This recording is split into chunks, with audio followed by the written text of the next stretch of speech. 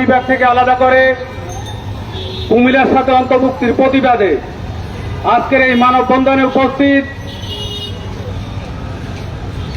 বিভিন্ন রাজনৈতিক দলের নেতৃবৃন্দ, সাংবাদিকবৃন্দ, পেশাজীবী পরিষদের নেতৃবৃন্দ, আপামর ফেনীর জনগণ, আসসালামু আলাইকুম। প্রিয় ফেনীবাসী, আমরা 1984 সালে স্বৈরাচার এরশাদের বিরুদ্ধে ফেনীকে জেলা করার জন্য আমরা আন্দোলন করেছি। সেই আন্দোলনে আন্দোলন করার পরিপ্রেক্ষিতে আমরা আমাদের দাবি আদায় করেছি। আমাদের সেই দাবি আদায়ের মাধ্যমে পুনরায় ব্রাহ্মণবাড়ি আন্দোলন করে ব্রাহ্মণবাড়ি জেলার দাবি আদায় করে নিয়েছে।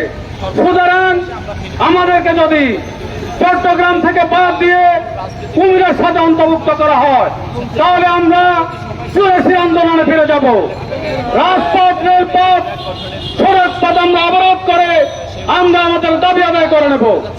পাশাপাশি আমরা বলতে চাই, একজন উপদেষ্টা গতকাল বলেছেন কুমিল্লা বিভাগের ইতিমধ্যে নাকি বাইরে সই হবে। আমরা সেই উপদেষ্টাকে বলতে চাই, ফেনীর অতীত থেকে জেনে নিন, ফেনীর মানুষ কি করতে পারে সেটা জেনে নিন।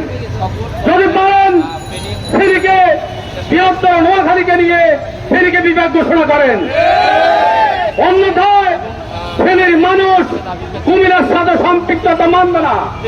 আমরা চাই, আমরা স্বতন্ত্রভাবে থাকতে চাই। চট্টগ্রামের সাথে আছি, চট্টগ্রামের সাথে থাকবো।